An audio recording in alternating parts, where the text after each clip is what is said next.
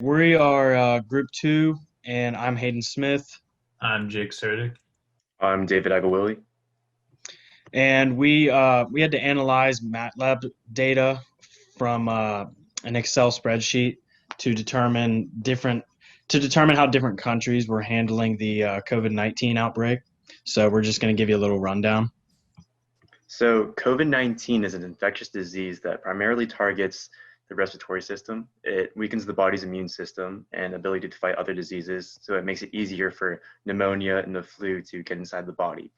Furthermore, it's spread by airborne particles, making it very contagious. COVID-19 is especially dangerous for those with pre-existing conditions such as asthma, diabetes, or the elderly, which is 65 and up. Our main task was to use MATLAB to analyze Excel data from different countries around the world on the coronavirus. On top of that, we went deeper into the strategies employed by those countries to see why the data was that way. So the materials we used for this were mainly MATLAB and an Excel spreadsheet. The Excel spreadsheet was given to us by our professor, and we were to use commands on MATLAB such as XLS read to import that data from Excel to MATLAB to successfully use it for plotting tables and other calculations that we find on MATLAB. In figure one, the countries that I analyzed were Namibia, Kuwait, Costa Rica, and the Bahamas. And in the data, you can see that as time went on, every country's number of deaths kind of skyrocketed in the data. Kuwait and Costa Rica's numbers were up to 500 and 600 deaths, while Namibia and the Bahamas stayed below 100 deaths.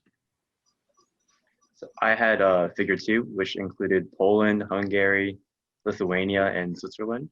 And obviously, the most dramatic change in trend inside figure two would be the sharp increase in COVID deaths in Switzerland from 50 to 100 days.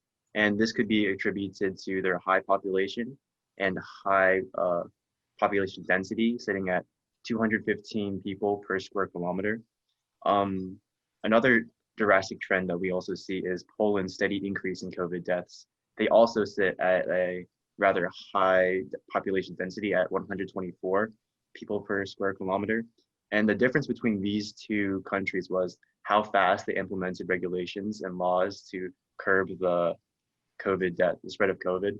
So Switzerland implemented theirs very quickly after the big increase in COVID deaths, and that's why their line bottoms out. And Poland was rather slow to implement new regulations, and that's why their COVID trend keeps going up. Lithuania and Hungary have lower population densities at 104 and 44 per people per square kilometer respectively, and that's why they are less affected by this outbreak. So in figure three, my four countries were Cuba, Israel, Malaysia, and Senegal. So if you look at the figure, you can see that Israel definitely has the most confirmed deaths, and that almost like all four countries had a good increase up to 100 days, and then it seemed to bottom out. But for Israel, it kept rising after 150. And for Malaysia and Cuba, they seem to flatten out after 100 days because they definitely handled it a lot better and implemented more regulations quicker than other countries. And it also could be due to their smaller population. And Senegal also has a very similar trend with Israel, but it's not as severe because of less population. So the trends that we could draw solely from the data that we were given was usually higher population equaled a higher initial spike. And because of this higher initial spike, it usually took a longer time to recover from the spike. Also, islands fared much better than landlocked nations because it was much easier to implement travel bans and stop people from getting in. The coronavirus has pretty much affected every country in the world. The total number of worldwide cases has risen to 35 million people, and out of those people, 1 million have died. We saw that the more densely populated an area was, the faster the virus would spread. but the faster reaction that the government employed would be a quicker recovery time.